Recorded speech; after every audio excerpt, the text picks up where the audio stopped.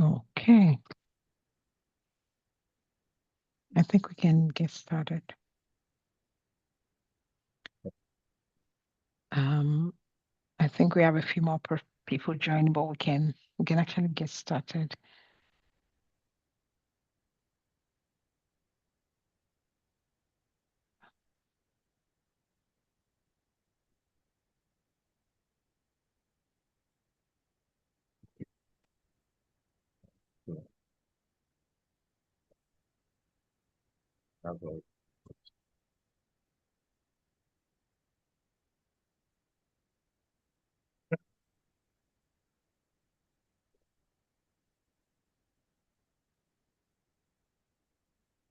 All right, there's a blackboard showing on the screen. Okay, can we? All right, so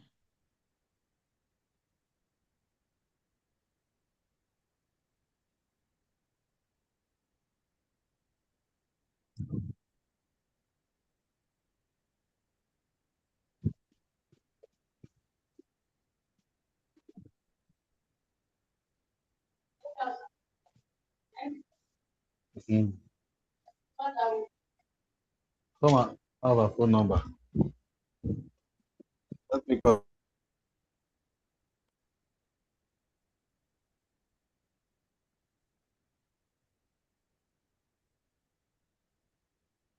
all right. Hi everyone. Trust you're doing great today. Mr. Peter, do we have everyone on now?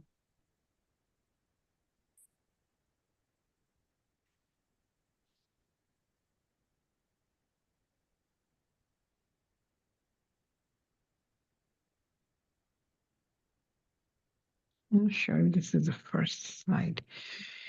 So welcome everyone. So are you good with the navigation of the site? Yes, I am. Okay. So welcome everyone. We're actually welcome to another series of our learning series.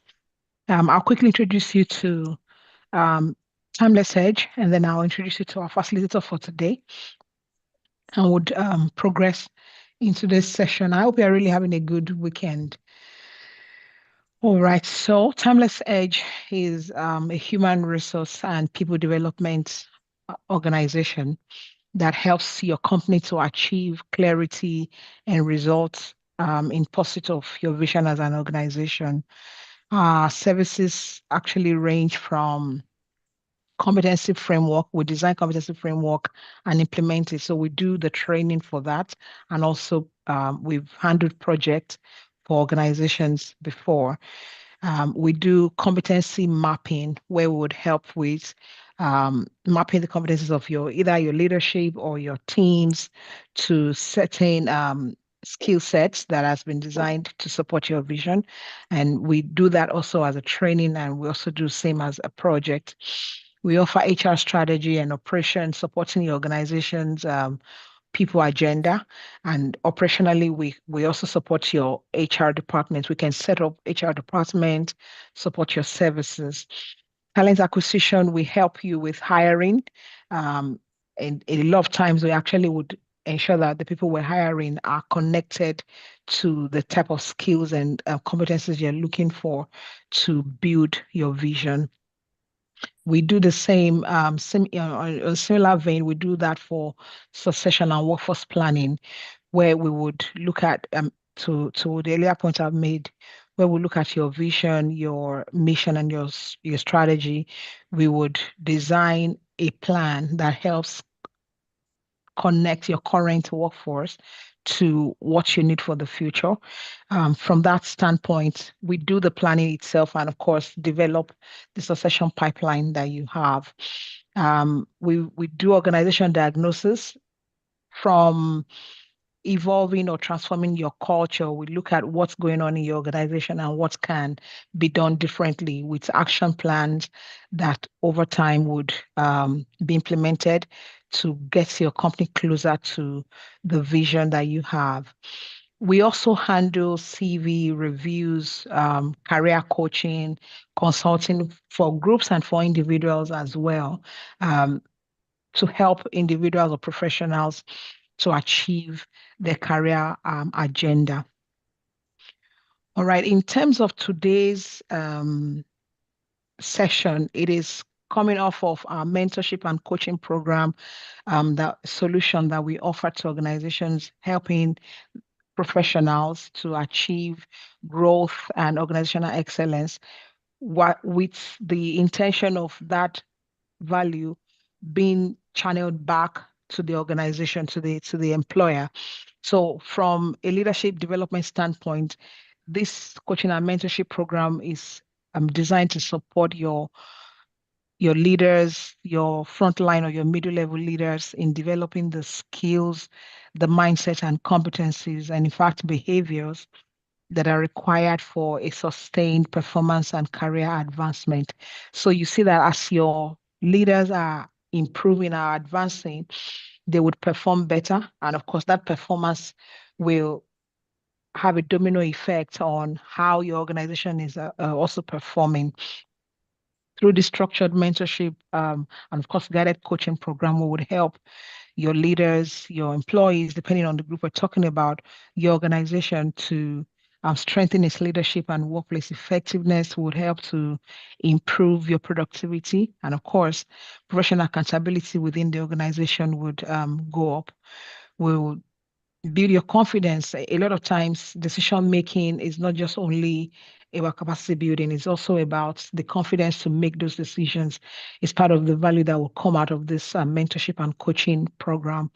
It would support to align individuals' goals with the organization objective. A lot of times, eh, professionals see a disconnect between their personal life pursuit and the organization they're working for. With this type of mentorship program, it helps to connect your personal life vision to that, excuse me, of the organization. And lastly, but not the least, would help to continually foster what we call continuous improvement and continuous learning and professional growth for your team. All right. So for today, we would introduce our speaker. I hope that's what I have next on the slide. Yes, it is. Okay. Victor Adebayo is a seasoned human resources and business leader with extensive experience across industries including oil and gas, FMCG, finance, maritime logistics, consulting, automotive, and manufacturing. Throughout his career, he has held senior executive roles such as Chief Operations Officer and Human Resources Director, with strategic leadership and operational influence spanning Africa and the Middle East. His leadership experience covers a wide range of functions including strategy and business intelligence, human resources, administration, security, safety, health and environment, sales operations, manufacturing and distribution. Through these roles, he has led major transformation initiatives and driven operational excellence across complex organizations. Victor has worked with several leading multinational and regional organizations, including African Global Logistics, CIG Group Africa, Airtel Networks Limited, Summit Shanghai Group, FBN Quest Merchant Bank, General Electric Oil and Gas, Procter & Gamble, Zenith Bank, and DTL Systems and Education Consulting. He has also led transformation projects for organizations such as the Nigerian Electricity Regulatory Commission and Health Plus Limited. Beyond corporate leadership, Victor serves as chairman of the boards of Diversity Talent Management Limited, Pristine Way School, Megalife Health Limited, and Ari Estates and Property Development Company Limited. He has also served as a director on the boards of Seamless HR, a leading HR technology company, and Fly Networks, an education consulting firm. Victor has participated in executive education programs at Harvard Law School and the London School of Economics and Political Science, graduating with distinction in strategic decision-making. He holds both his bachelor's and master's degrees from Obafemi Awolowo University. A globally certified HR professional, Victor holds the Global Professional in Human Resources certification, the SHRM Senior Certified Professional certification, and the MCIPM certification from the Chartered Institute of Personnel Management of Nigeria.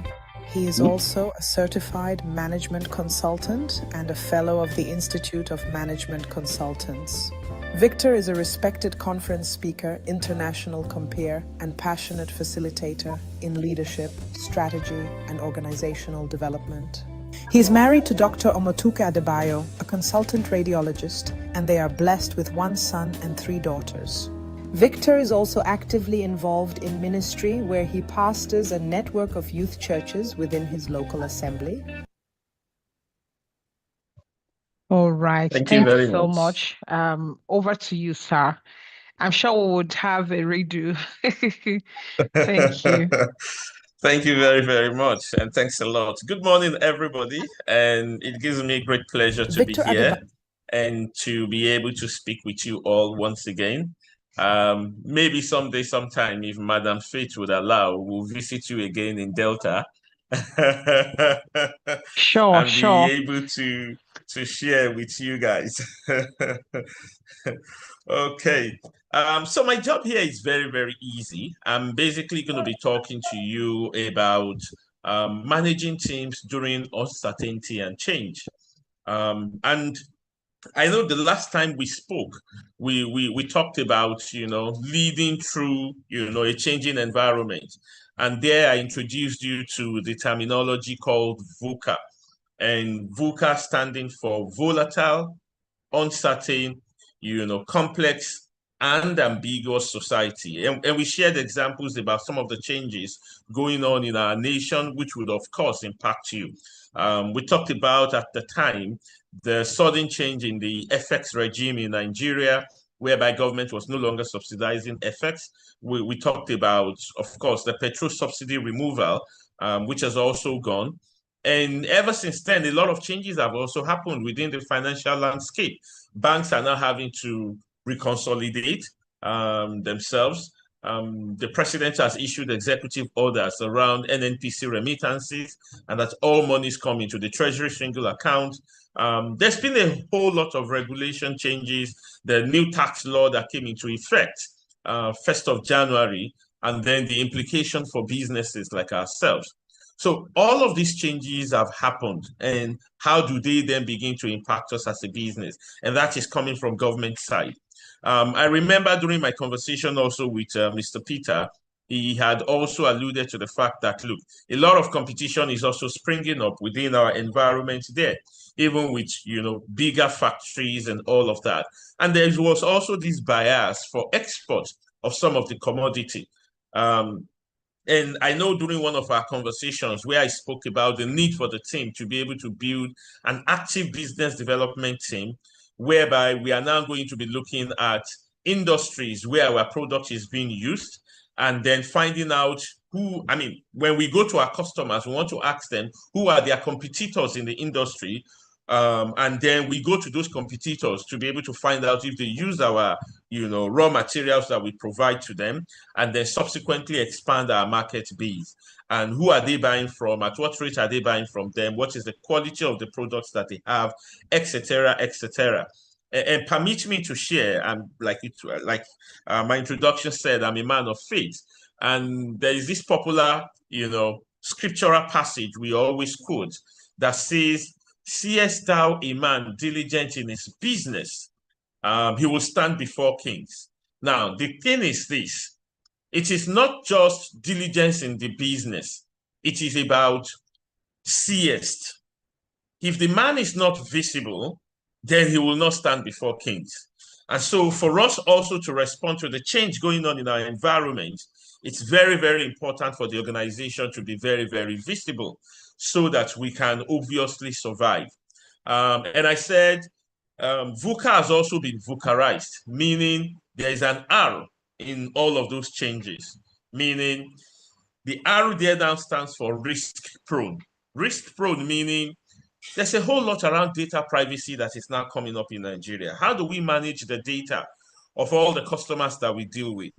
How do we manage information about our product quality?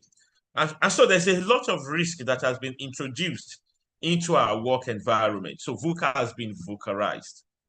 And then the last bit of it is dealing with VUCA. And we said dealing with VUCA means we also respond with VUCA. So instead of volatility, we craft a compelling vision, a vision of what is possible, a vision of where we are going. The organization has been led so far up until this point. What is the vision for the next few years? And it is not enough for us to say, this is how we've been doing it. Remember one of the quotes I gave you. It's not the strongest of species that survives, neither is it the most intelligent, but the most responsive to change. And so you want to craft a compelling vision of what is possible, where we could go from here. And then rather than, the uncertainty, we respond with understanding. Understanding means pay attention to what is going on within your environment. Pay attention to all the factors that impact your people, that impacts your business, that impacts your supply chain, that impacts the security within the environment in which you work. And so you've got to understand all of these variables to be able to deal with it. And then instead of the complexity, we were talking about communication and clarity, meaning, and I defined communication then to say, it's not just sender and receiver like we learned in our undergraduate days, GNS 101. Communication is presenting information in the best understandable format by your target audience. And now it is not just information that is being communicated, it is information, intentions, emotions, and feelings. So we've got to communicate all of these. And in the format that is best understood by your target audience, speaks to clarity, so that there's no ambiguity of what is being meant by what you are saying. So we say what we mean what we say, and it is very, very clear. Nobody can interpret our instruction in a different way. So we talked about communication and clarity. And then rather than for ambiguity, we talked about adaptability. Adaptability, meaning how well quickly do you immediately change based on what your clients are probably looking out for. And so the only way you can adapt is when you have a very, very good understanding of your business. Our business model may have been pushed so far, whereby we produce what we produce and we take it out there into the market. But right now, we want to understand what the market is looking for. And I gave you a quote by Henry Ford then. He said, if I asked my customers what they wanted, they would have said a faster horse. But he understood that the customers wanted to get to their destinations quicker. They wanted to get to their destinations with more room for taking additional passengers or even load. They needed to get to their destination safer and protected from the elements of weather. And all of these thoughts led to the invention of the motor car. And that tells you something, that look, how well you are able to adapt off the back of the various stimuli you have received from your continuous engagement with your end users helps you to be able to continue to stay ahead. And like we said, when we were talking about the negativities of VUCA, we said VUCA has been VUCArized with an R, which we said is risk prone. So your solution is also VUCArized with an R, which means what? Can anybody remind me? I got you on that one. I have been sharing all my lessons by myself, but now I'm pushing it back to you. So the answer is what? Resilience. Resilience. Resilience means how we can fight and pull through, never giving up, never letting down, always ensuring that, look, whatever needs to be done, we will do it and we will deliver on it. And that is exactly the change management that we talked about at that particular point in time. Now, today we're going to go a step further in talking about how then do we manage our teams during this period of uncertainty and change.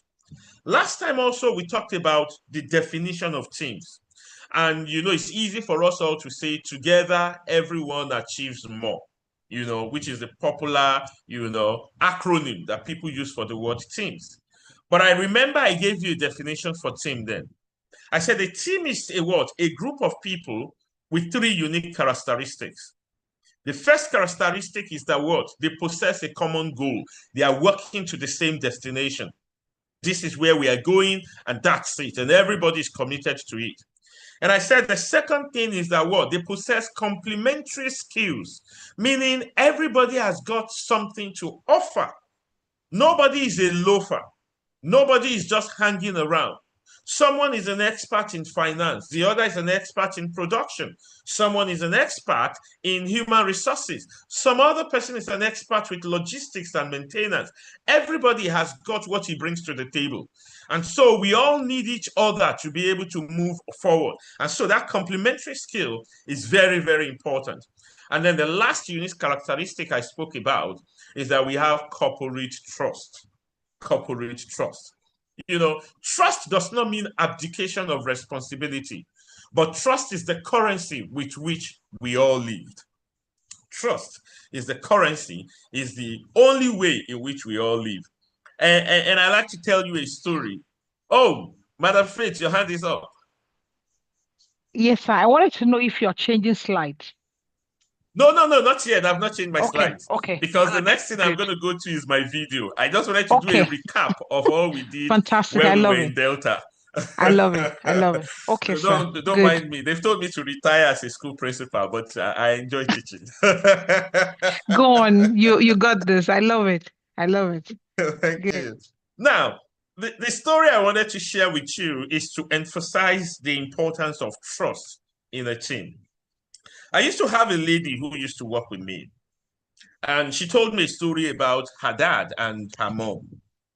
And of course, they've been married 25, 27 years, and the father retired from Mobile. He was a lawyer in Mobile Unlimited. And when he retired, he started his own real estate business.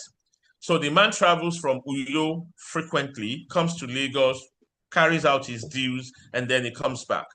But every time, rather than taking a taxi to the airport, he would drive to the airport, leave his car there, knowing fully well that they would clamp his car for the period in which he was away. But it was barely, I think, 100 naira per day for overnight parking at the airport. So when he comes back 3 days later, he's happy to go pay 300 naira to the airport authorities, pick his car and go home, rather than go with a taxi that would charge him 10,000 naira to drop him at the airport, and another 10,000 naira to be able to take him back home. So he just gets to pay 300 naira and the fuel that he has in his car. I mean, business sense for him. Now, on one of those days, supposedly, he had traveled to Lagos. While their mom was going out, she was driving by at ShopRite, and that was how she found his car. And she was like, no, this is my husband's car. It's supposed to be at the airport. Was he stolen? What happened? She was confused. All kinds of questions were running through her mind. Eventually, she waited out there for about 30 minutes. Nobody came out. She then said, you know what? Let me just take a stroll around the mall and see, maybe I will find him. Maybe his flight was delayed, and rather than coming home, he just decided to hang around here. And while she was walking through the mall, lo and behold, she found the man with one beautiful young lady giggling and laughing away in the mall. She didn't react violently. She went into the exact same shop where they were, bought some things, sat behind the woman in a conspicuous way whereby when the man looks up, there is no way their eyes wouldn't meet.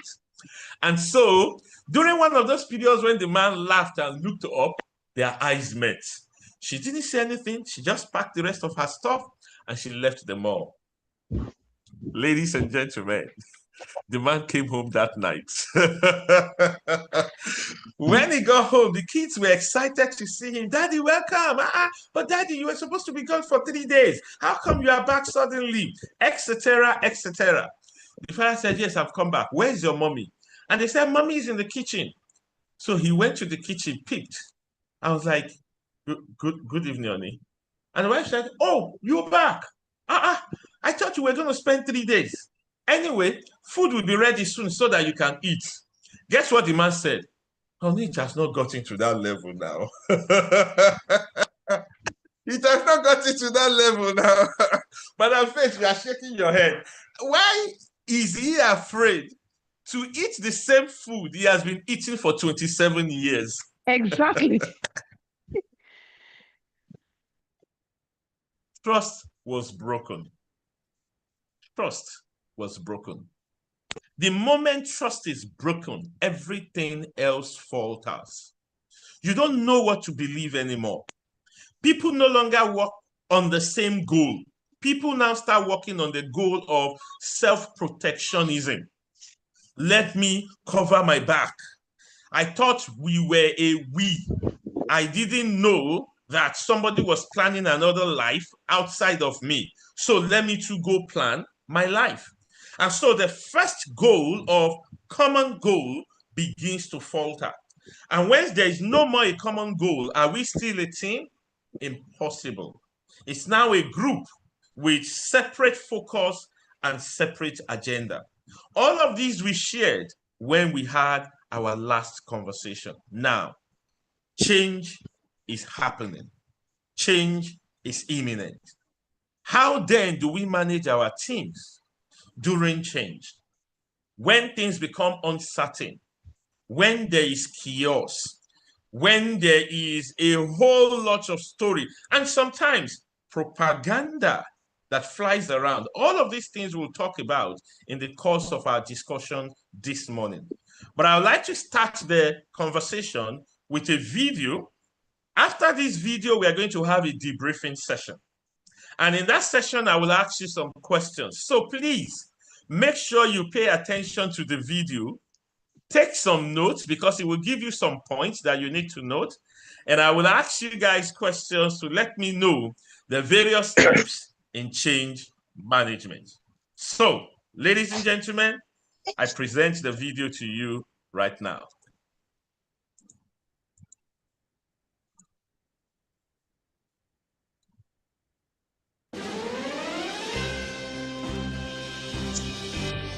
I believe you can all hear the sound.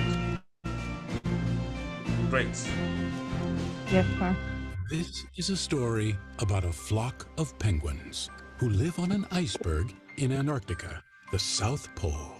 They are like a big family. They have been living as a colony on this iceberg for years, as far back as they can remember. It is their home. They don't know it yet, but change is coming for them.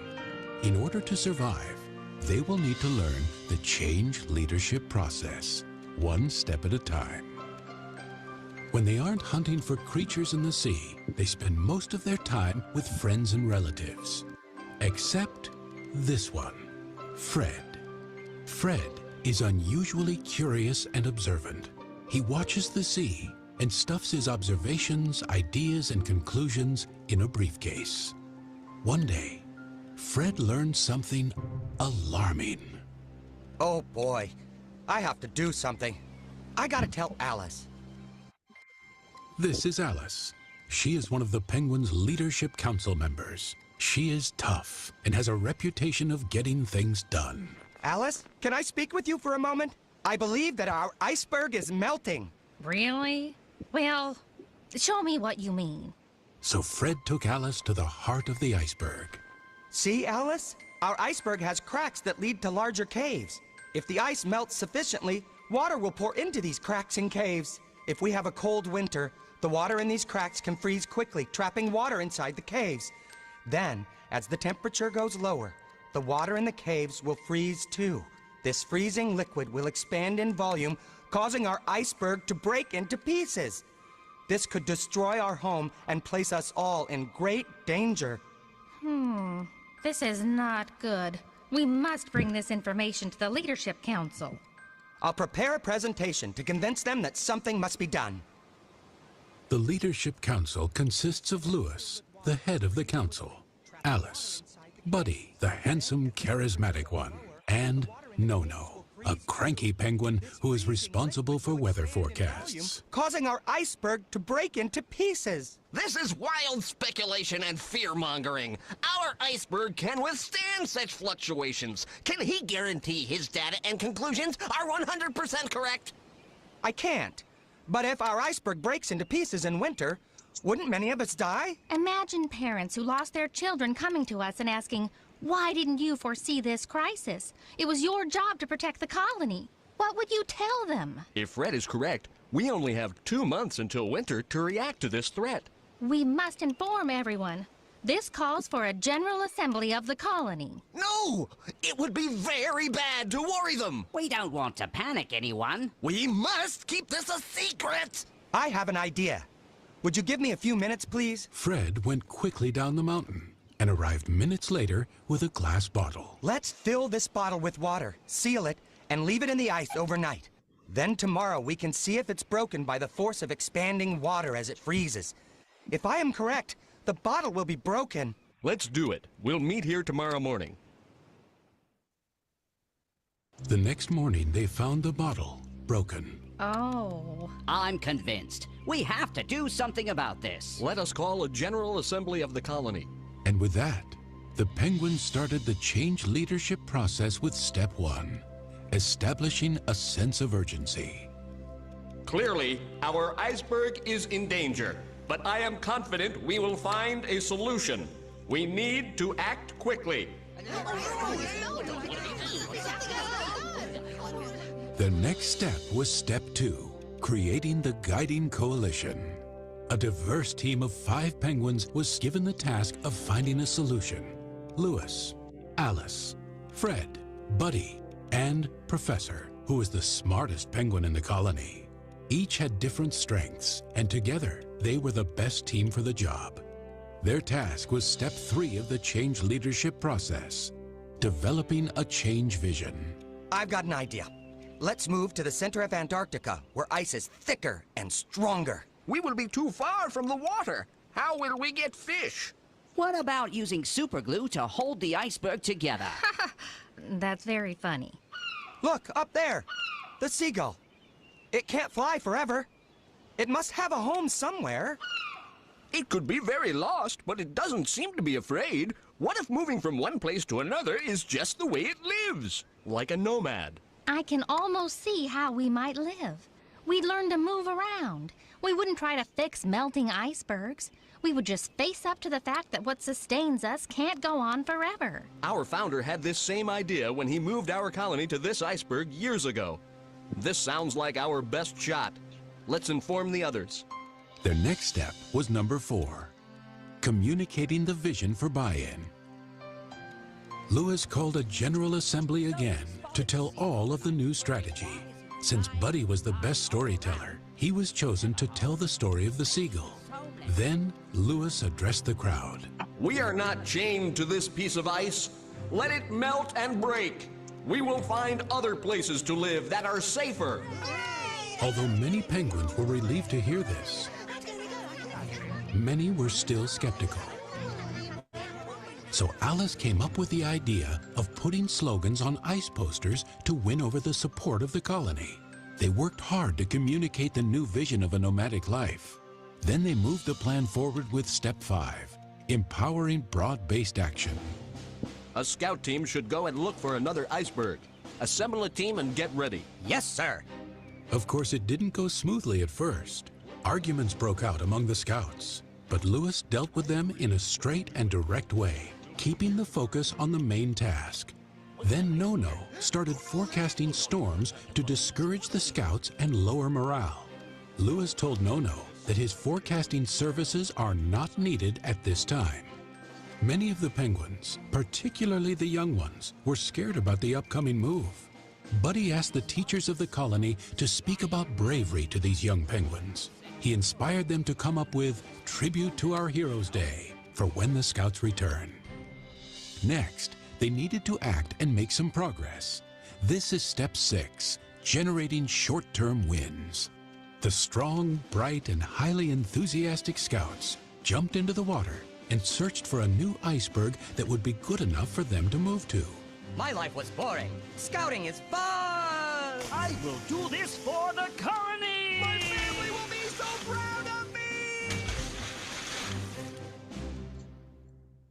When the brave scouts finally returned, they were tired and hungry, but they were greeted with a hero's welcome. They were given medals and food. They told amazing tales about the sea, about swimming long distances, and about new icebergs they had seen. As happy as everyone was to have the successful trip completed, it was no time to rest. They pressed onward with step number 7, never letting up. The next day, a second group of scouts went out and found the best iceberg for their new home. This iceberg has everything we need. A tall snow wall and good fishing sites. During the migration, our young and old can rest along the way on small icebergs. Let's waste no time. Start the migration before winter hits. The colony moved to the new home. The move was chaotic at times, but with Lewis's leadership and Buddy's encouragement, they arrived safely on the new iceberg. However, they still needed to take one last step. Number 8, incorporating changes into the culture. Although the new iceberg was solid and safe, they decided to move again the year after to an even better iceberg. They learned that to survive, constant change must become part of their culture. We can all learn something from the fable of these penguins. Is your organization safe? Are you sure that your iceberg is not melting? Here is a review of the change leadership process that the penguins used. Step 1, establishing a sense of urgency. Step 2, creating the guiding coalition. Step 3, developing a change vision. Step 4, communicating the vision for buy-in. Step 5, empowering broad-based action. Step 6, generating short-term wins. Step 7, never letting up. And Step 8, incorporating changes into the culture. Think about these steps and how they work for our clever penguins. They can help you embrace change and keep you ahead of your melting iceberg.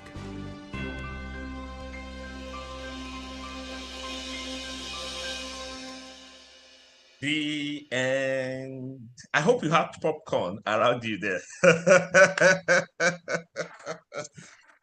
All right.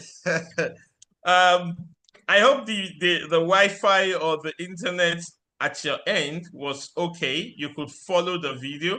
One of the things I'm going to do after the class today is to drop the YouTube link to this video on our WhatsApp group, so you can all watch the video again, you know, and to be able to make sense of it. But I want to ask you a question. Did you get the 8 steps to the change management? Did you get those steps? Anybody? Can anybody walk us through any of the steps that was mentioned? Did you write them down? Number 7, never letting up. Number 8, incorporating change into your management process. But while I'm holding you on that, there's another question I want to ask as a follow-up.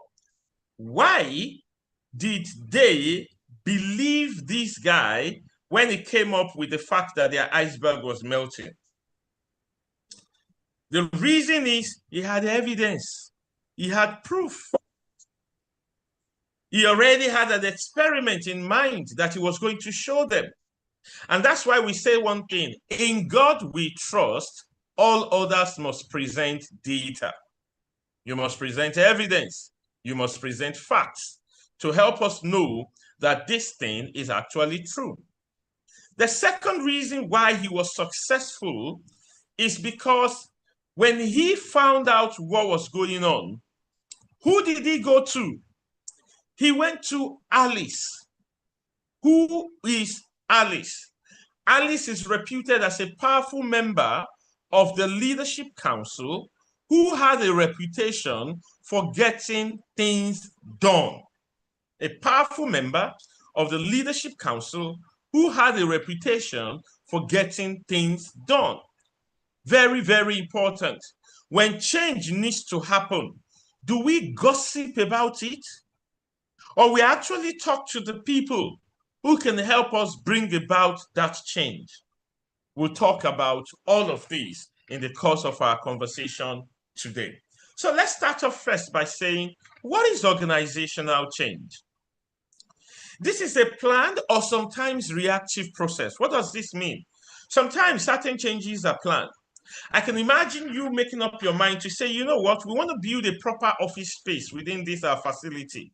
And then we want to designate a particular side of the environment and build a high-rise building, maybe a two-story building where we can house most of our workers. And then we want to expand the factory where we are milling the oil, and we want to expand it to be able to be this size, just so that we will be able to produce more per time. That is a planned change. But a reactive change is a situation whereby something has happened. You never planned for it, but it suddenly came up. Let's say, for instance, a new competition comes into that particular environment, that particular community, and they start producing exactly what you're producing. And guess what? They are offering 5 naira discount per liter of the oil that you are producing. You can't just continue to watch them and everybody's going there to buy 5 naira discounts per liter, because people are buying in what? Thousands of liters. And when they multiply 5 naira by thousands of liters, you understand the savings that they will be making. You will definitely react.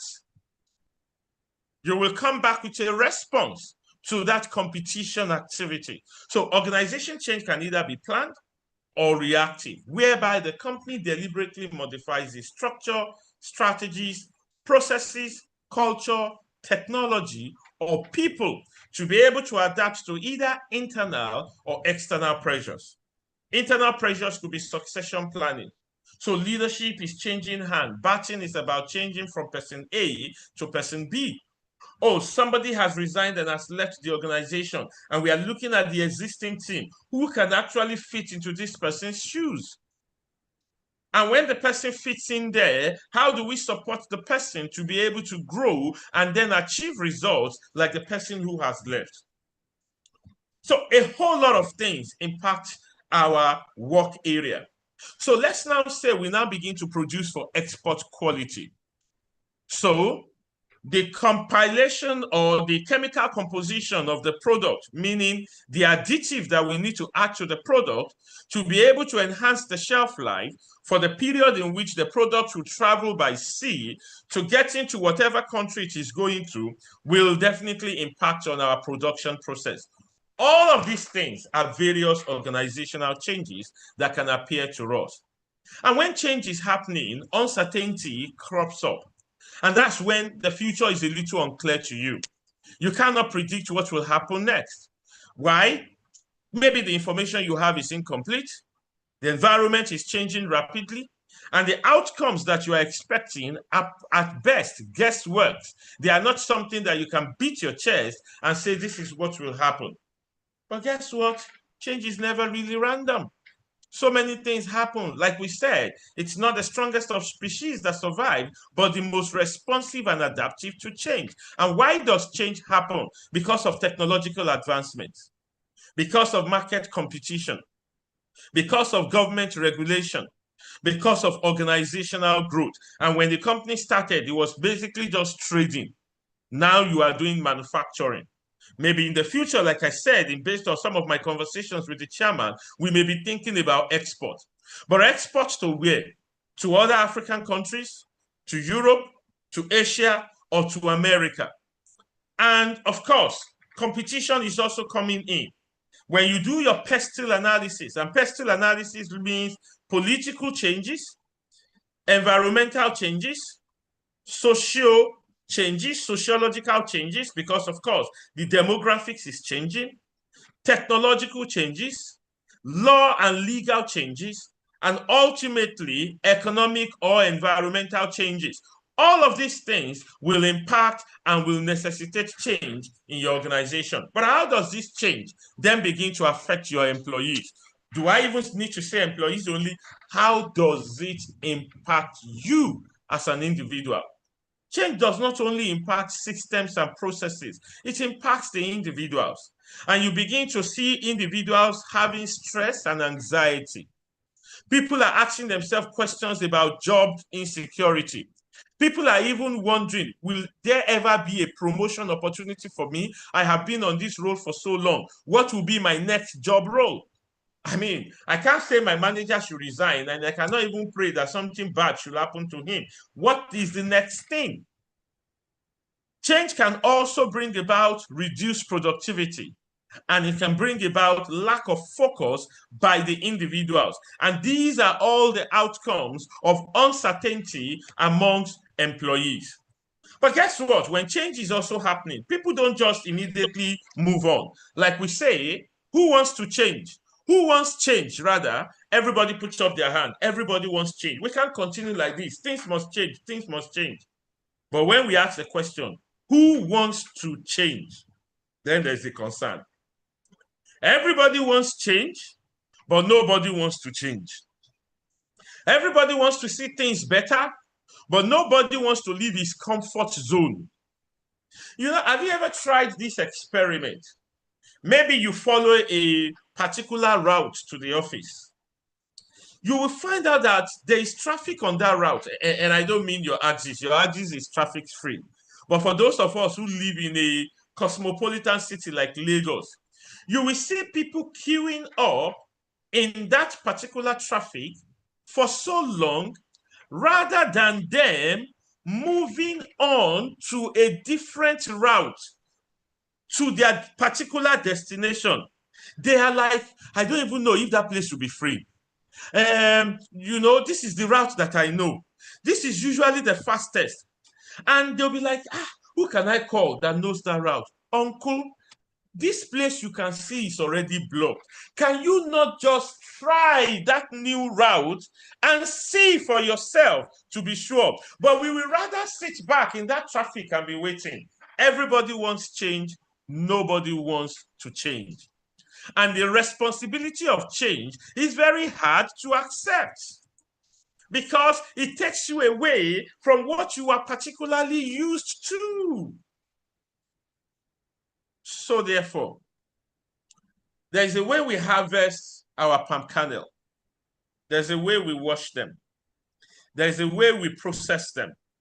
There is a way we deal with the shaft that comes from it. There is a way we manage the cake that comes from it. There is a way we do one thing or the other. Have we ever asked ourselves the question, is there a better way? How is factory A or factory B or factory C also doing it? Can I check online and check countries like Malaysia and Indonesia, where I know there is a lot of people in this similar industry in those parts of the world? How are they doing it? What are they even making out of this? You know, I saw a video recently.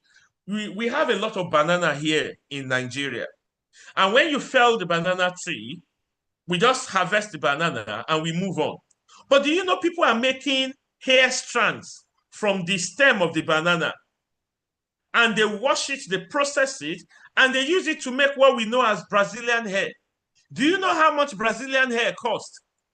And I have watched so much of those videos, and I am thinking to myself, can I find an engineer that we will digest so much of this video?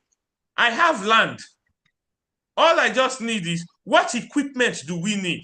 So that we can go and talk to fabricating factories, and they can help us fabricate this thing, and then we start a new business. Don't tell me HR and strategy consultant is thinking of going into hair production. My brother, change is happening. And I am thinking of change. And guess what? I produce all of these, and I can sell it across Black West Africa, because that's where you see people wear all of these things. See, there are industries that will never go out of fashion. food industry, women beauty industry. If you invest in men beauty industry, sorry, you will struggle to make profit. Because women, we are just like that. But women beauty industry, you will never run out of business because they have to look beautiful at every point in time. How then do people respond to change? You find out that some people and the timeline in which they respond to change is different. And the initial thing you will see is first, there is shock. The shock of, why are you taking me out of my comfort zone?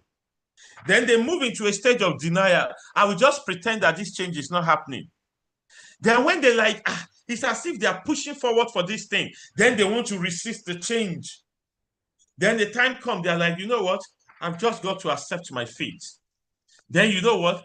I think this change is actually nice and good. And then they begin to adapt with it. But you see, that process between shock and resistance, for different people, it will mean different timelines. And that's why for us too as leaders, it's important for us to ask ourselves this question: how are we responding to the change that we see around us? Number one.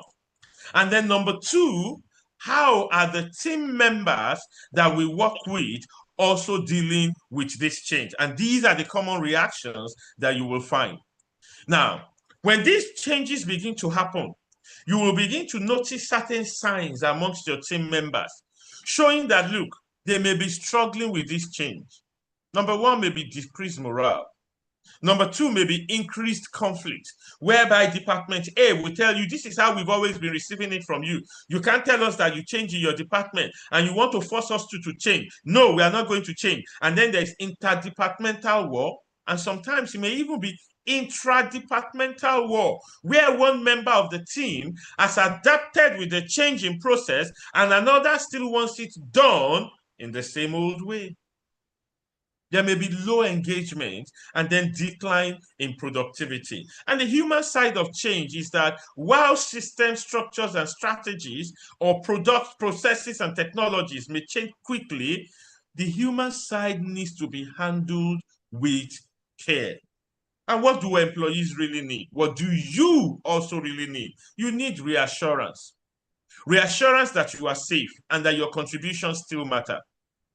You need reassurance of the fact that what? You are still going to be relevant in the scheme of things within the organization. I can remember a time when the banking consolidation was first done under Professor Chukwuma Soludo at that time, when banks were required to reconsolidate to 25 billion, if you can remember at that particular point in time. And there was a particular bank that had to call all of their employees. There was so much apprehension. You know, some banks were sold, some banks merged with others, and all of that. And this bank had already told its employees, look, we can't meet this deadline. We are going to go into a merger. And you all know what happens with merger. When the merger occurred, everybody was apprehensive about, okay, will there be redundancies? And management gave them two options. We have looked at the merger. We obviously do not need as much people as we currently have right now. We cannot sustain it. Your union representatives are here, but we felt we are going to talk to all of you at the same time. Two options. 50% of the organization leaves, or we all take a 50% pay cut. Go and discuss amongst yourself, and then come back and tell us what you think. Guess what the employees chose? Can anybody guess? It's a life case, so in Nigeria, if I mention the name of the bank, you'll be shocked. It's a life case. Can anybody guess what they chose? Anybody? Mr. Peter, are you there? I want you to talk. I want to hear your voice. Guess the option that the employees chose. Which option do you think they chose? Hello, Mr. Peter, are you there? You are muted, or in case you are speaking. Madam Chioma, maybe you want to bail him out before he comes up. What option did you think they chose? Madam Faith, you want to say something? I was going to say, give us the money. They all chose to take 50% pay cuts. Yeah. You are shocked. Because they understand that, look, if you give me the money now, what business am I going to do with this money that will continue to guarantee me income for life? Income in the future, yeah. Am I sure that I'll be able to manage it? Or I will just start eating from this money, I'll be paying house rent, I will pay school fees, and before you know it, I spend all the money. And then I am still on the street looking for a job. Or let me just continue to know that, look, my job is safe, I am still collecting money. It may not be as much as what it was before, but I can adjust and manage my life on this. Everybody wants reassurance. Everybody wants that comfort that, look, I am still relevant here. And that's what employees are looking for. So in the whole transition, whether it is succession planning, whether it is factory expansion, whatever change is being introduced within the organization, the biggest need of your employee population is the fact that, what, I still have a job here. Then after that one, they now say, okay, so what are we doing next? Where are we going from here? The moment you start saying, look, we are even bringing in technology that will not require human intervention, such that the moment they harvest the palm kernel and the trucks are bringing it, they are loading it directly into a particular machine. And as it is getting into that machine, the automatic water sprayer is spraying the machine to be able to remove all the dirt and debris from it. Then once it leaves that place, it gets into a wind dryer section where it will blow the palm kernel so much that everything will dry up, and then you wouldn't have, to have water mixed with the process. Then there's another machine that extracts the kernel from its stalks and then separates it, the kernel, the stalks, and then all the dirt debris, using, particular AI technology to be able to do all of those separations. And then from those separation, it goes into a particular line where the palm kernel is being crushed and the oil is being extracted from it. And the extraction rate is so great that we can extract 98% of the oil from it, reducing the amount of cake that we produce, helping us to be able to maximize our oil.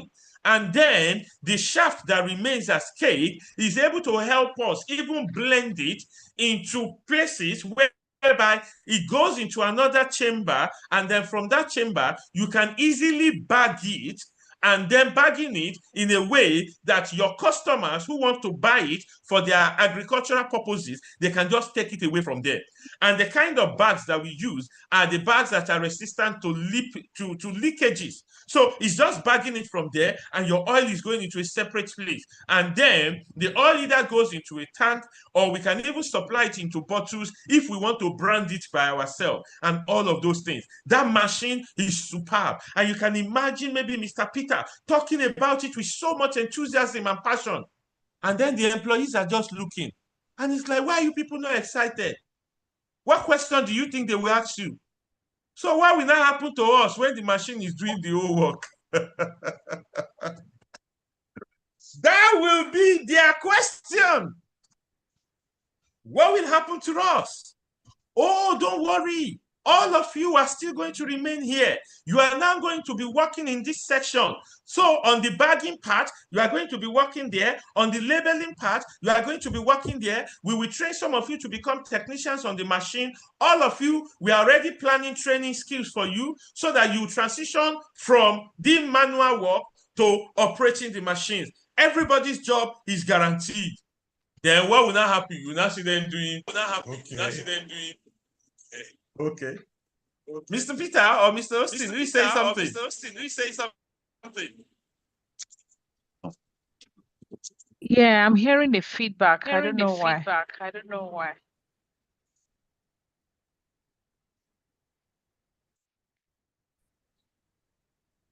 Okay, let's continue.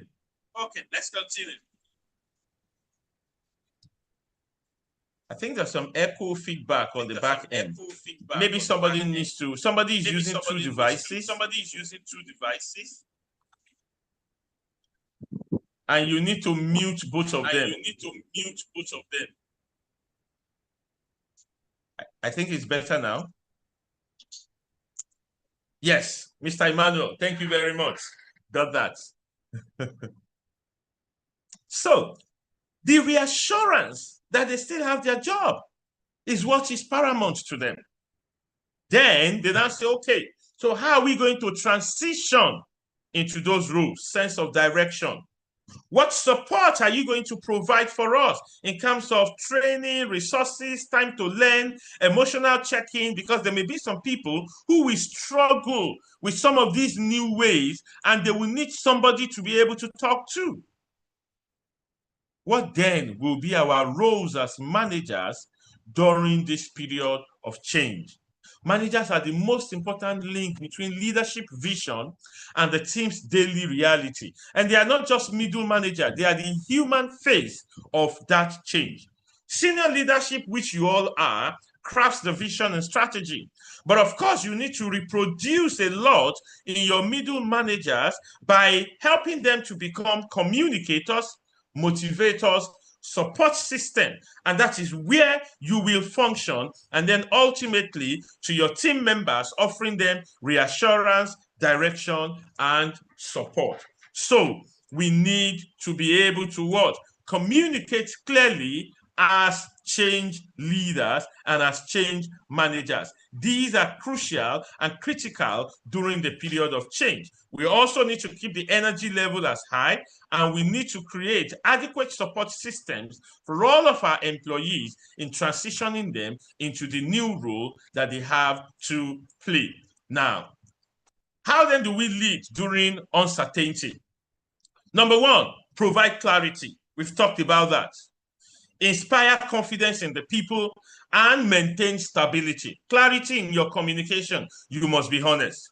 Inspire confidence. Let them know that the future is bright. Even when you yourself does not have the full clarity, you must still continue to inspire confidence.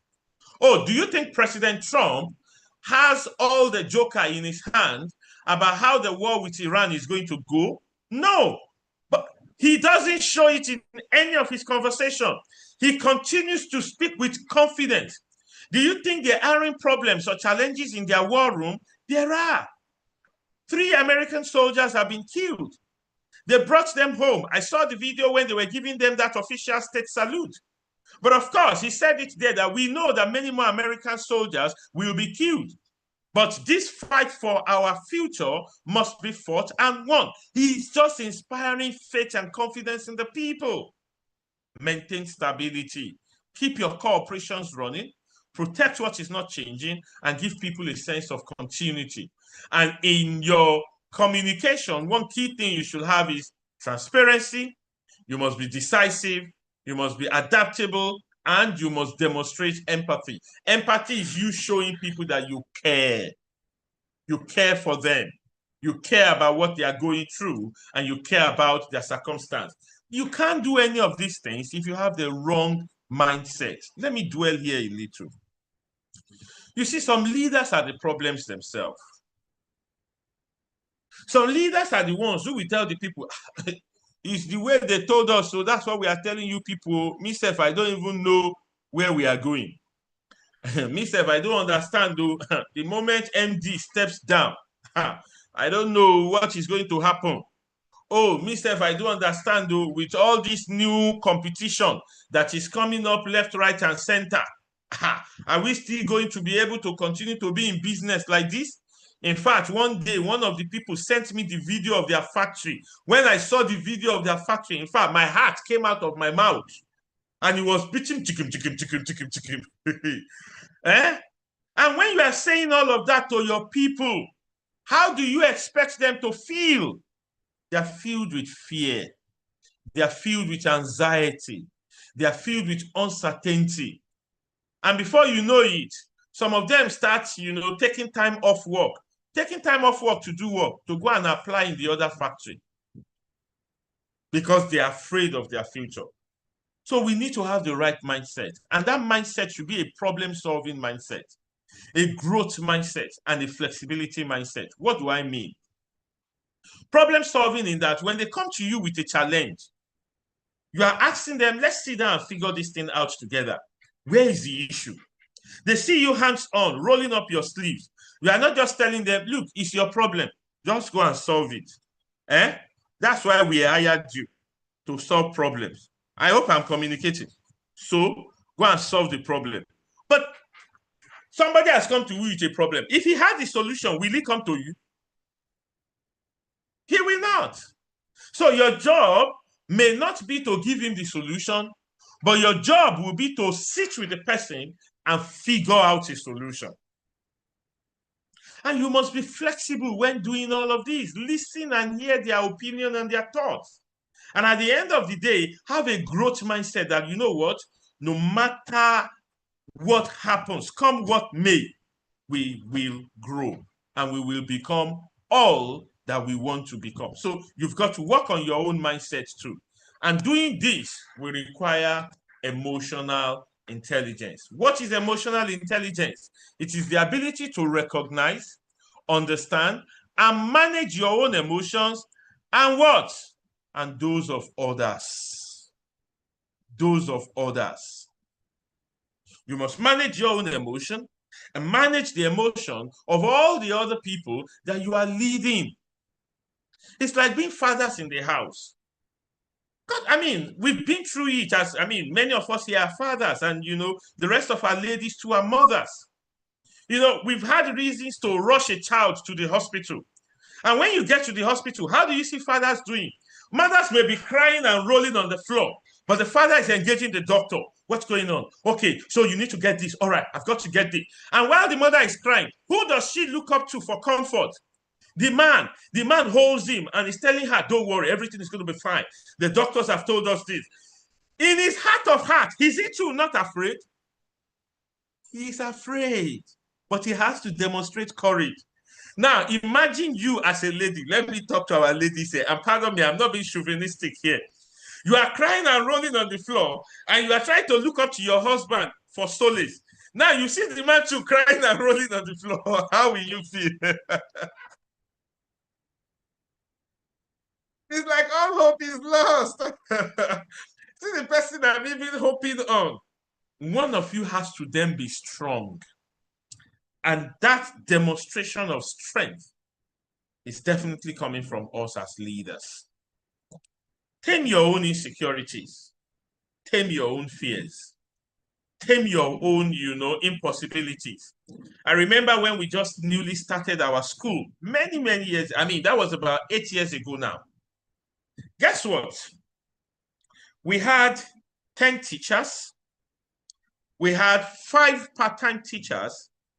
We were very, very hopeful that pupils would come in, would troop in, because we had all the best-in-class equipment. The class was beautifully designed. We had play area, Montessori area, abacus, all of those things. And we're expecting people to troop in. And guess what? We had 7 pupils who resumed with us. Only 3 classes were running. Who were the 7 pupils? Should I shock you? My 2 children at the time, my brother's daughter, my sister's twin, and then one of the teacher's 2 children. They made the 7 pupils. So technically, do we have pupils? No. They were just family members. 0 income. And I had to pay salaries. In my heart of heart, I was telling myself, what if I had converted this place to 6 units of 2-bedroom flats? By now, people will have rented it all, and I will have collected my money and be collecting my, annual rent. Who sent me this school business? But I had to, tell my wife, don't worry, we will get it. In fact, my mother-in-law was even saying, why didn't you even set up hospital? Hospital people will still come. I said, don't worry, Grandma. Things will change. Right now, people are asking us to come and establish branches in Lekki. because of all the videos about events happening in the school that they are following. Me, that I was giving them comfort and solace.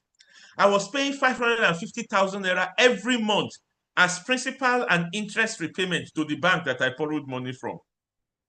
I was paying a minimum of 800,000 naira every month as teachers' salaries. The external teachers, I still had to pay them their own money too. Then I had to pay security man. I had to pay driver. I had to pay land use charge. I had to pay local government dues and all of those things. In fact, the amount of money that I was paying, honestly, I had to hide that information from my wife. So that she not like, how are we going to survive with all of these? And that was why I didn't resign from the investment bank where I was working there, to say, as my salary was coming in, I was just distributing it to all of those things. The little we had left, I was managing it for feeding and for mobility. And, trusting God that the HMO will take care of health issues. It was a period of uncertainty. Today, the story has changed. Today, my wife is happy to go to the school and sit down as the proprietress of the school and then ask me, how much money have we made? And then I laugh. We've got to be inspirational and take hold of your own emotions and help manage the emotions of others. And that means you must be self-aware, you must demonstrate empathy, and you must ultimately have emotional control. Whenever you are under pressure, try and stay calm, stay constructive, stay consistent. Even when situations are looking bad, don't present it as situations are looking bad, present it as challenges that we need to overcome.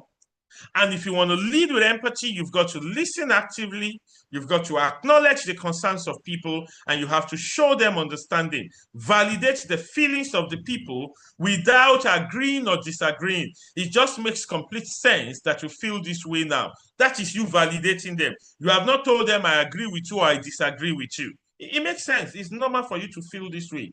But I am confident that, at the end of it all, it will pan out this way because these are the things we are trying to do to be able to ensure that the business continues to grow. And that's why I said I was going to dwell on that side that says the mindset of the leader matters a lot when you are dealing with and managing change. And when you want to take decisions during uncertain period, which is another thing you'll have to deal with, please, I said it earlier on, in God we trust. All others must present what? Data. Gather data. Gather data. Collect facts, feedback, insights from the teams, from customers, from the community. Evaluate the risk at hand. What could go wrong? Do all those scenario planning. And then, no decision is a decision in itself. I'll take that again. No decision is a decision in itself. And you cannot continue to wish the problem away. Make timely decisions. Your decisions need not to be 100% fail-proof, but it is better than the horror of indecision. It's like treating a cancer patient. They've discovered the cancer. What do they need to do? They need to immediately go into that place and take the entire cancer out. And then the man is asking, what if you perform the surgery and I die in the process? They tell him, well, if you leave the cancer, you will die. It's only a function of time. Do you want to take the risk to live again? Or you simply want to mark time till you die?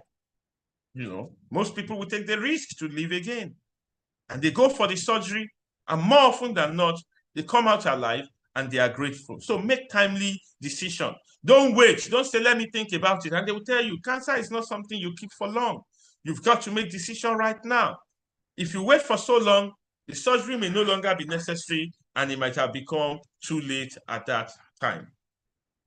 Moving on quickly, let's talk now on Module 3, communication during change.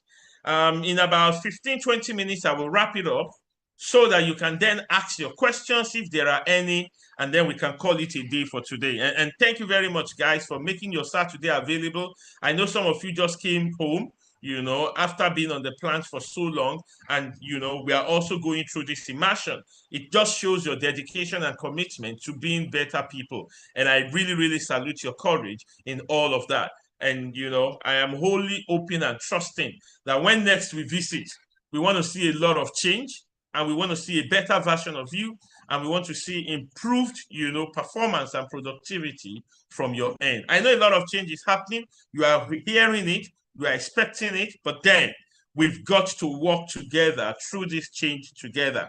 And Mr. Peter, I am repenting in dust and ashes.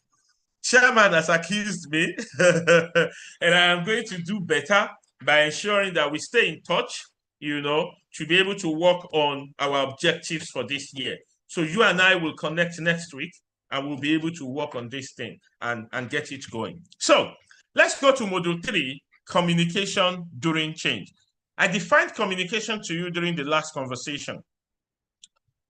Presenting information, emotion, thoughts, opinions, and feelings in the language best understood by your target audience. In fact, I was having a session with GTB recently, and I took on the ladies in the class. And I said, after that definition, I said, what is the last part of this definition? They said, in the language best understood by your target audience. And I looked at the ladies. I said, why is it that you ladies, when we ask you what is wrong, you tell us nothing? And you expect us to figure it out. Speak our own language. Our own language is you talk to us. Don't expect us to figure it out. Hey, we give you people clues. Sorry, we are clueless. Just tell us the problem. We apologize. We make up for it, and we move on. Don't leave.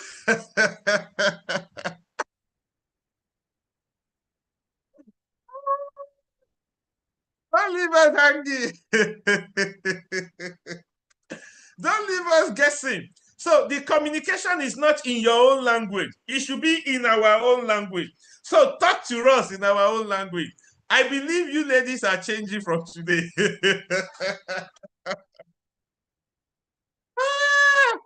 So please, speak the language that your team members will understand. Don't start speaking high-sounding gibberish. Speak the language they understand. Now, communication is the oxygen that keeps the organization alive. Poor communication is the #1 reason change initiatives fail. And great communication is the #1 reason why they succeed. And why is communication important? It reduces uncertainty, it builds trust, it clarifies expectation. And the fundamental principles around communication is transparency. It must be timely, it must be honest, and it must be consistent.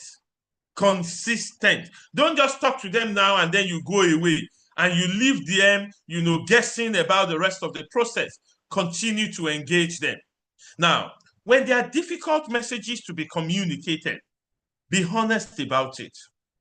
Demonstrate empathy.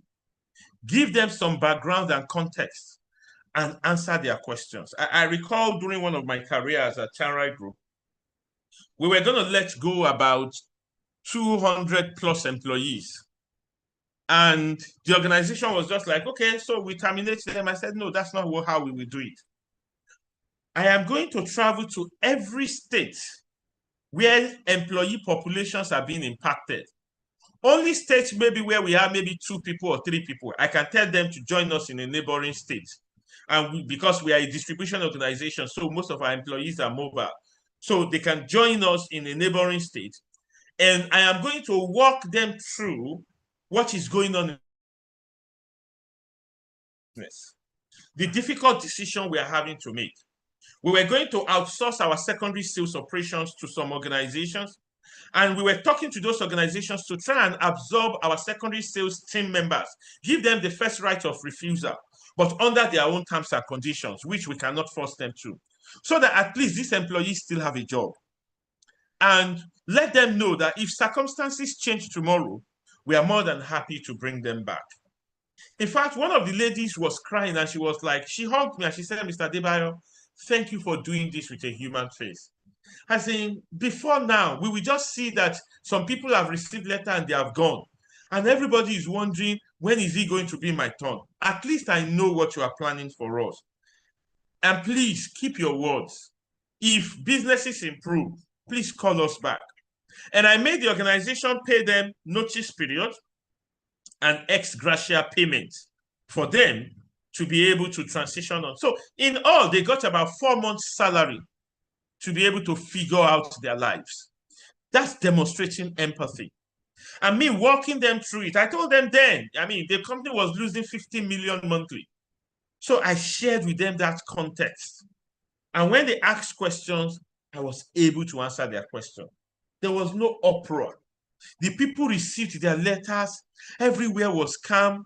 In fact, some of the branch and state managers who were already afraid and apprehensive about how to do the communication, they were just telling you, Mr. Victor, thank you. Thank you. My people were understanding. That some of them, after then, still stop by in the office to just greet people in the office and, told them what they were doing.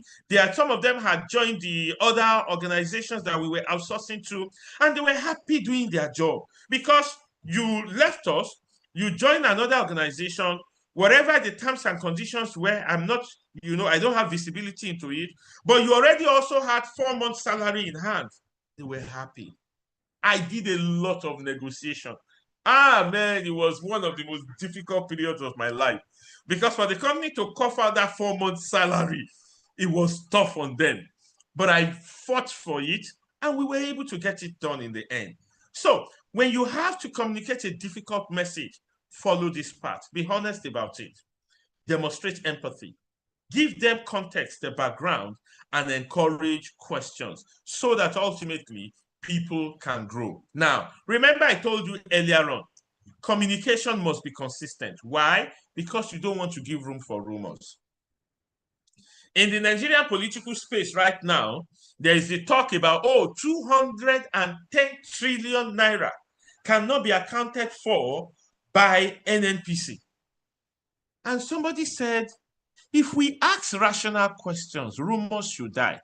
What was the total budget of Nigeria in the last 4 years, inclusive of this year?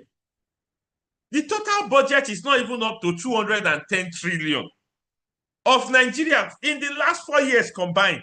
So where is the 210 trillion number coming from? If people were communicating, rumors will not thrive. Do you know this is going to happen? Do you know that is going to happen? When rumors are left unchecked, they destroy trust. They increase anxiety amongst the people and they slow down the entire change effort. Managers should endeavor to provide accurate information, address misinformation on time, encourage open dialogue by helping the team to what? Give them feedback, encouraging team discussions, and then take time to answer employee questions. When we do all of these, rumors will naturally die. Rumors will naturally die. Now, for us to be able to grow in communication, communication requires active listening. And what are the attributes of active listening? It is paying attention, it is clarifying misunderstandings, and then responding thoughtfully. Gradually, in all of this, remember I said something about trust. Once trust is broken, everything else falls apart. And trust is the foundation of effective leadership and high-performing teams. It doesn't happen by accident. It grows intentionally through consistent, reliable communication. And trust grows when leaders consistently deliver on their promises, communicate consistently, and ultimately, they keep their words. That is the only way we can build trust, and communication is consistently enhanced. Now, how do we manage resistance and build resilience? If you are following me, I have been able to operationalize treating VUCA with VUCA now. You will see I have mentioned resilience. I have mentioned uncertainty. So they are keywords in VUCA, but now I am breaking it down for you into small points on how you can apply it. So resistance is natural and is often a protective response, not rebellion. Protecting my peace of mind, protecting uncertainty. And why? Fear of job loss or the fear of the unknown. Like you can see, the change looks like Ojuju. For my international audience, Ojuju simply means scarecrow or some scary ghost. In our local parlance, we call it Ojuju, and that's why I'm telling my people, you can see it here. It looks like Ojuju. Now, and that's what it means to the average employees. What does this mean for me? And that's why they resist it. They are not resisting it because they are rebellious. They are resisting because they are afraid of the unknown. And I told you the biggest unknown that employees are afraid of is what? Job loss. Job loss. I mean, for some of us that have taken to the entrepreneurial route, we delayed that move for so long. Why?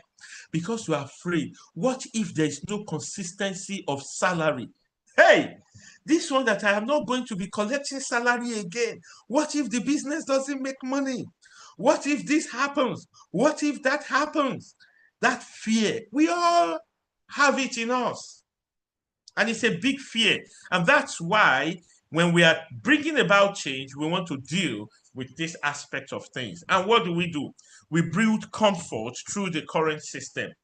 In implementing our change, as much as possible, if there are certain routes that need not to change, let's maintain them. The change you are bringing must have a reason. And if there's no reason to change or to disrupt some existing processes, don't just disrupt them just for the sake of change. It has to only be disrupted because there's a benefit that we are looking out for. So with some of those ones still there, there's some level of ease on the minds of employees. When there is lack of trust, like I say, communication is broken. And now, what are the strategies to overcome those resistance? Number one, involve your employees in the change process. And involving them involves workshops, focus groups, pilot teams, and recognizing contributions publicly. Number two, provide training, which is part of what we are doing right now. Equipping our people with new skills and knowledge that can help them to be able to deliver exceptionally. And that's why we had the on-ground session. We're having this virtual session. Then we are having the mentoring session where you are able to talk about your work and some of the things you are doing. And when Mr. Peter and I are able to finalize our goals and objectives, which we detail down for everybody, then we are going to have another session for everybody on our performance management and expectations. And then we may have our visiting session where we just want to check up with the people and see what can change. And we may even involve the board at that particular point in time so that everybody can see and actually help push us through the change that we are looking out for. And then number three, during those sessions, we are explaining benefits to our people. What is clearly in it for me? Even in marriage, let's talk true. When we were talking to our wives, except the ladies here are shy, before you said I do to the guy, you were thinking of yourself, guy, if I follow you, what's in it for me? Is my Brazilian hair guaranteed? That is just on a lighter note. But of course, you thought about it. Am I still going to be able to live the quality of life that I have as a dream for myself? Mister, this is my vision for the future. Is that vision protected with you? Or you are just going to derail me? You know, all those conversations we have. So we need to explain the benefits to them. Use storytelling, data, real-life examples, assuring them of job security and letting them know. You know, I had a period of a rough patch in my life. Just like everybody says, you know, midlife crisis. And I was transitioning from one organization to another. The organization I was going to fell into troubled waters on a global scale. The global CEO was asked to step down, and then that company sold their stakes in Africa. Selling their steaks in Africa meant I was out of work. That was what happened. And my savings were running low.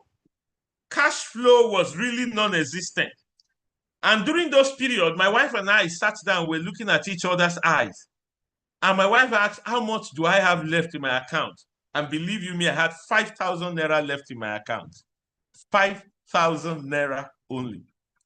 Luckily, we had food in the house. My usual practice is the day the children vacate from school, that's the day I pay the next term's salary, school fees. So we had already paid their school fees. We had food because we buy food in bulk. We don't do bits and pieces. And then my wife said, we have food. We are living in our own house. We can't afford to buy dispenser bottle. We have a borehole. Let's drink from it. We sanctify the water. You know, that's when your faith is strongest. We sanctify the water and we drink it. We refill from the tap. With 5,000 naira, she said, let's just buy cartons of cheese balls that these children take to school so that they don't have to be dealing with the fact that, why am I going to school without cheese ball? You know, children at that age, I mean, that's what they usually would take apart from their food pack. That we can still, you know, with the 1,500 naira that remains, we can still buy condiment. I am not talking of 5,000 naira now. We all know that 5,000 naira now is no money. I'm talking about back then. So, and we thought about it. My wife now said, there's a friend of mine who told me about one hospital. She was not a consultant, obviously, at that time. She was just, you know, someone who had just finished medical school. I think she had just completed her NYSC. And she was like, maybe I can go there and be as their generalist. But, you know, they said they will pay us 70,000 naira a month. And I will be on call 3 times in a week. Ha! That statement touched me. I turned and I looked at her. And I said, babes, when I came to your father and asked for your hand in marriage, I promised him that I was going to take good care of you. What is 70,000 naira a month? That is less than what I charge for a day's training. Honey, you will never have to slave yourself to feed this family. You won't take that job. So you will sleep in the hospital 3 times in the week. I mean, that's slavery, and they want to pay you 70,000? Honey, please, leave this for me. I will figure a way out. Me that I was talking, I don't know the way out. But I needed to assure her that, look, babes, you will not have to be a slave to feed this family. I think God saw my faith, my courage, and all of that. That was how a lady called me about some trainings and batches of them that needed to be done in Access Bank at the time, customer service, and we're going to train their entire customer service desk in multiple batches, physical classes. And they were like, oh, Mr. Debayo, we know what you charge, but can you please take a little discount for us? We will compensate you with multiple batches. And you know, me too, I was speaking English, you know, and all of that. In my heart of heart, I was like, thank you for saving me. Thank you, my Lord.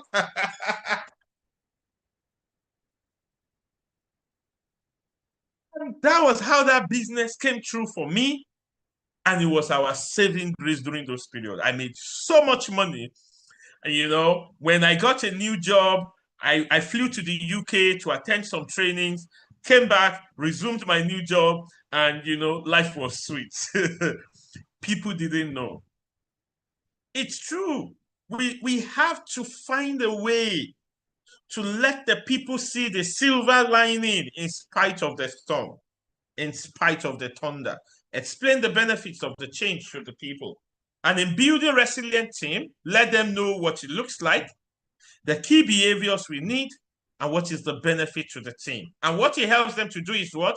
Adapt quickly, maintain collaboration, and ultimately stay focused on our goals. And in empowering our people, we must delegate to them so that they build skills and competencies, give them autonomy, freedom to make decisions within clear boundaries, though, and then encourage innovation while they are working.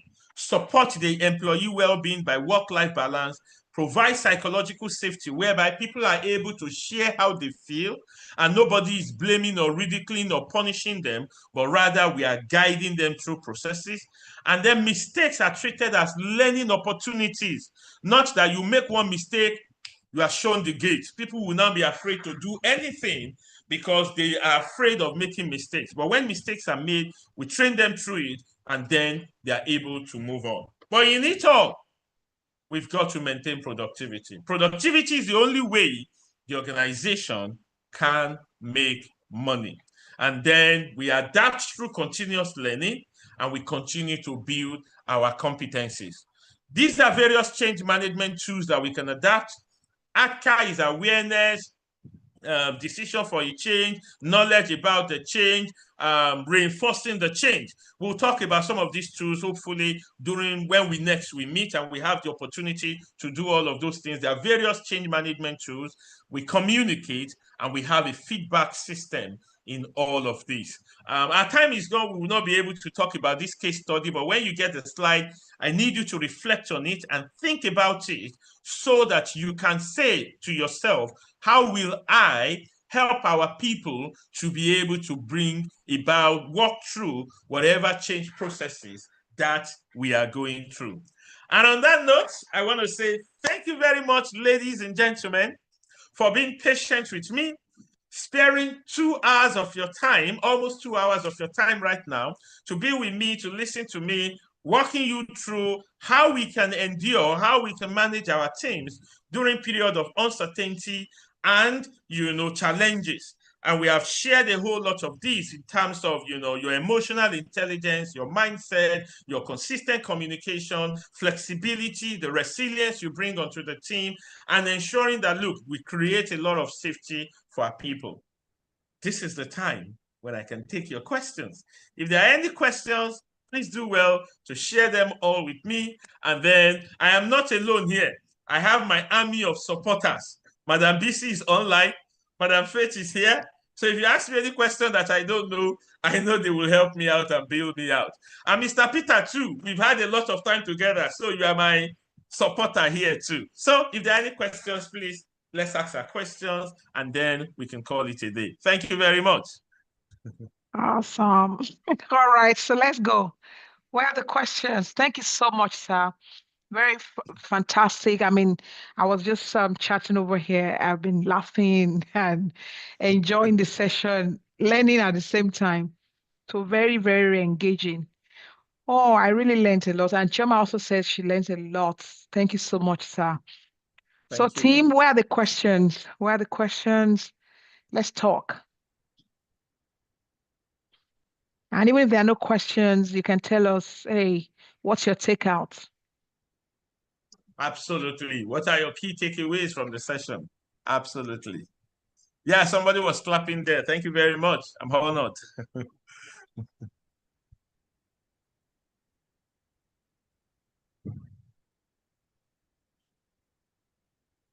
No Have we questions? got questions? I'm checking the chat box. There's no question also in the chat box. Oh, Choma said I learned a lot. Thank you so much, sir.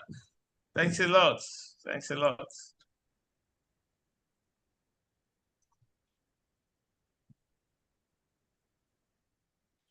Mr. Peter too says thank you, sir. Thanks a lot, Mr. Peter. We'll connect.